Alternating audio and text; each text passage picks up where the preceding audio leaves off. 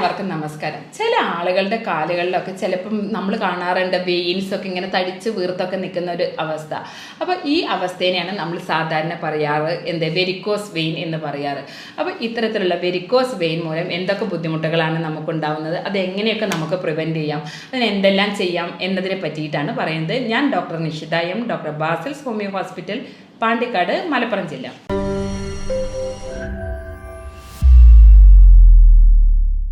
ചില ആളുകളുടെ കാലുകളിൽ നമ്മൾ കാണാറുണ്ട് ഞരമ്പുകളൊക്കെ വീർത്ത് തടിച്ച് അതിൻ്റെ ആ ഒരു സ്ഥാനത്ത് നിന്ന് മാറി ഒരു വളരെ ബുദ്ധിമുട്ടുള്ള ഒരു കണ്ടീഷനായിട്ട് മാറാറുണ്ട്. ഈ ഒരു കണ്ടീഷനെയാണ് നമ്മൾ വെരിക്കോസ് വെയിൻ എന്ന് പറയാറുള്ളത്. അതായത് ആ ഭാഗത്തുള്ള വെയിനുകൾ, അതായത് സിരകൾ ബലം നഷ്ടപ്പെടുകയും അതിനകത്ത് നമ്മുടെ അശുദ്ധ രക്തം നിറയുകയും ചെയ്യുന്ന ഒരു കണ്ടീഷനെയാണ് നമ്മൾ വെരിക്കോസ് വെയിൻ എന്ന് പറയാറ്. പലപ്പോഴും ഇത് നമ്മളുടെ ശരീരത്തിൻ്റെ മറ്റു ചില ഭാഗങ്ങളിൽ ഉണ്ടാവാറുണ്ടെങ്കിൽ പോലും നമ്മളുടെ കാലുകളിലാണ് ഇത് കൂടുതലായിട്ട് കാണാറുള്ളത്. അത് തന്നെ നമ്മൾ എന്താ വെച്ചാൽ കൂടുതലായിട്ട് നിൽക്കുന്ന ഒരു വ്യക്തികളിൽ, നമ്മൾ കുറേ കോൺസ്റ്റൻ്റ് ആയിട്ട് നിൽക്കുന്ന ഒരു കണ്ടീഷനൊക്കെ ആണെങ്കിൽ നമുക്കിത് കൂടുതലായിട്ട് കാണാറുണ്ട്. പലപ്പോഴും എന്താണെന്ന് വെച്ചാൽ നമ്മളെ കാലുകളാണ് നമ്മളുടെ മോൾഭാഗത്തിൻ്റെ മുഴുവൻ ഭാരം താങ്ങി നിർത്താറ്.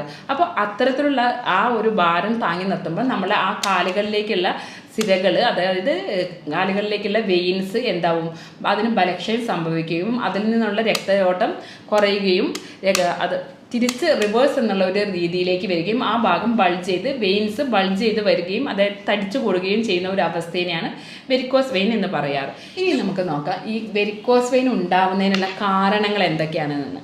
അതിൽ പ്രധാന ഒന്നാണ് പ്രായം. നമുക്കറിയാൻ പറ്റും ഏജ് അഡ്വാൻസ്, അതായത് നമ്മൾ പ്രായം കൂടുന്നതിനനുസരിച്ച് നമ്മുടെ വെയിൻസുകളും ഒക്കെ എന്താ വെച്ചാൽ ശോഷിക്കും.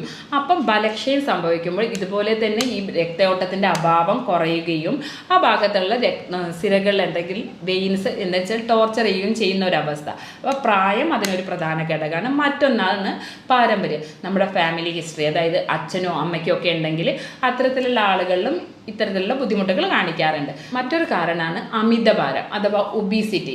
ഈ അമിതഭാരമുള്ള വ്യക്തികളിലാണെങ്കിൽ ഈ അമിതഭാരം മൂലം നമ്മുടെ വെയിൻസുകൾ ആ ഭാരം ഉണ്ടാവുകയും അതിന് ടോർസിസിറ്റി, അതായത് വെയിൻസ് കുത്തിക്കൂടുന്ന ഒരു അവസ്ഥയിലേക്ക് എത്തുകയും ചെയ്യുക എന്നുള്ളത്.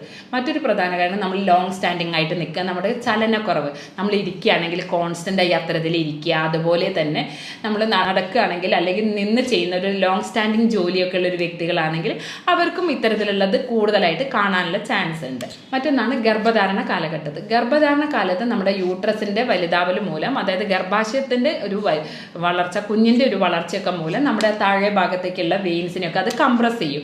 അപ്പം അത്തരത്തിലും ആ ബുദ്ധിമുട്ടുകൾ ഉണ്ടാവാറുണ്ട്. യൂഷ്വലി എന്താ വെച്ചാൽ ഈ ഗർഭധാരണ കാലത്ത് ഉണ്ടാകുമ്പോൾ ഒരു 3 മാസമൊക്കെ കഴിയുമ്പോൾ തന്നെ അത് നോർമലി ഇത് മാറിക്കിട്ടാറുണ്ട്. ഇത്തരത്തിലുള്ള ഈ വെരിക്കോസ് വെയിൻ ഒക്കെ ഉണ്ടെങ്കിൽ അതിൻ്റെ ലക്ഷണങ്ങൾ എന്താണ് എന്നുള്ളത് നമ്മൾ ആദ്യമേ പറഞ്ഞു. ആ ഭാഗത്തുള്ള സ്കിൻ ഒരു പർപ്പിൾ കളർ അല്ലെങ്കിൽ ഒരു റെഡിഷ് കളറാവുക അല്ലെങ്കിൽ ഒരു ബ്ലൂയിഷ് കളറായിട്ട് മാറുന്നുണ്ട്.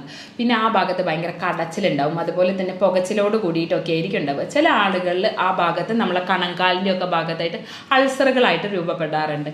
പിന്നെ ആ ഭാഗത്തുള്ള സ്കിന്നിൻ്റെ തിക്നെസ് വളരെ കുറയുക, സഹിക്കാൻ പറ്റാത്ത ലോങ് സ്റ്റാൻഡിങ് ആയിട്ട് നിൽക്കുമ്പോൾ ഈ കാലിന് വേദന, ഇത്തരത്തിലൊക്കെയാണ് ലക്ഷണങ്ങളായിട്ട് കൂടുതൽ കാണിക്കാറുള്ളത്. അതുപോലെ തന്നെയാണ് നമ്മുടെ ആ ഭാഗത്തുള്ള വെയിൻസ് ടോർച്ചറായിട്ട്, അതായത് തിക്നെസ്സോട് കൂടിയിട്ട് ആ ഭാഗത്ത് വെയിൻ ഇങ്ങനെ ബൾജ് ചെയ്ത് നിൽക്കുന്ന ഒരു അവസ്ഥ, നല്ല പെയിൻഫുള്ളോട് കൂടിയിട്ടുള്ള ഒരു കണ്ടീഷനാണ് അത്. ചില ആളുകളിൽ എന്താ വെച്ചാൽ ഈ വെരിക്കോസ് വെയിൻ്റെ ഈ ബൾജൊക്കെ ഉണ്ടാകുമ്പം അത് പൊട്ടിയിട്ട് അതിനകത്ത് നിന്ന് ബ്ലീഡിങ് ഉണ്ടാവാറുണ്ട്. അപ്പോൾ ഇത്രയുമാണ് എന്താ വെച്ചാൽ വെരിക്കോസ് വെയിനിൽ കോമൺ ആയിട്ട് കാണുന്ന ലക്ഷണങ്ങളായിട്ട് പറയാറുള്ളത്. ഇനി നമുക്ക് ഇതൊക്കെ ഉണ്ടെങ്കിൽ തന്നെ ഇതിനെയൊക്കെ എങ്ങനെ പ്രിവെൻറ്റ് ചെയ്യാം, പ്രതിരോധിക്കാം എന്നതിനെ പറ്റിയിട്ടാണ്. ഈ വെരിക്കോസ് വെയിൻ പ്രതിരോധിക്കുന്നതിന് വേണ്ടി നമ്മൾ എന്തൊക്കെയാണ് ചെയ്യേണ്ടത് എന്നുള്ളത്. ഇത്തരത്തിലുള്ള വെരിക്കോസ് വെയിൻ മൂലം നിങ്ങൾക്ക് ബുദ്ധിമുട്ടുണ്ടെങ്കിൽ നമുക്ക് എന്തെല്ലാം ചെയ്തിട്ട് അതിൻ്റെ ഒരു ബുദ്ധിമുട്ടുകൾ നമുക്ക് കുറയ്ക്കാം എന്നതിനെ പറ്റിയിട്ടാണ്. പ്രത്യേകിച്ച് നമ്മൾ ശ്രദ്ധിക്കേണ്ടത് വെച്ചാൽ ശരീരഭാരം നമ്മുടെ BMIക്ക് അനുസരിച്ച് ക്രമീകരിക്കുക എന്നുള്ളതാണ്.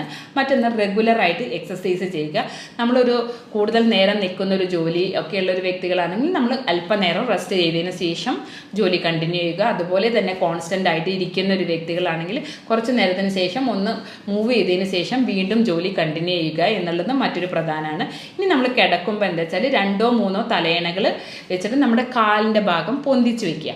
അപ്പോൾ അത്തരത്തിൽ പൊന്തിച്ച് വെക്കുമ്പോൾ നമ്മുടെ തലയുടെ ഭാഗത്തിനേക്കാളും കാലിൻ്റെ ഭാഗം പൊന്തിയിരിക്കുമ്പോൾ ആ ഭാഗത്തേക്കുള്ള രക്തയോട്ടത്തിനുള്ള വ്യത്യാസം വരികയും പെയിൻ പെയിൻ മൂലമുള്ള ബുദ്ധിമുട്ടുകളൊക്കെ നമുക്ക് കുറയ്ക്കാൻ സാധിക്കുന്നതാണ് ഇത്തരത്തിലുള്ള വെരിക്കോസ് വെയിൻ ഉള്ള വ്യക്തികൾക്ക്. അതുപോലെ നമുക്ക് ചെയ്യാവുന്ന മറ്റൊരു കാര്യമാണെന്ന് വെച്ചാൽ കാലുകൾ ഇടയ്ക്കിടയ്ക്ക് മസാജ് ചെയ്ത് കൊടുക്കുക. നമ്മുടെ ആ കാഫ് മസിൽസ്, അതായത് കാലിൻ്റെ ആ ഭാഗത്തുള്ള മസിൽസൊക്കെ നമ്മൾ ഇടയ്ക്കിടയ്ക്ക് മസാജ് ചെയ്ത് കൊടുക്കുക എന്നുള്ളത് നമുക്ക് ചെയ്യാൻ പറ്റുന്ന ഒരു കാര്യമാണ്.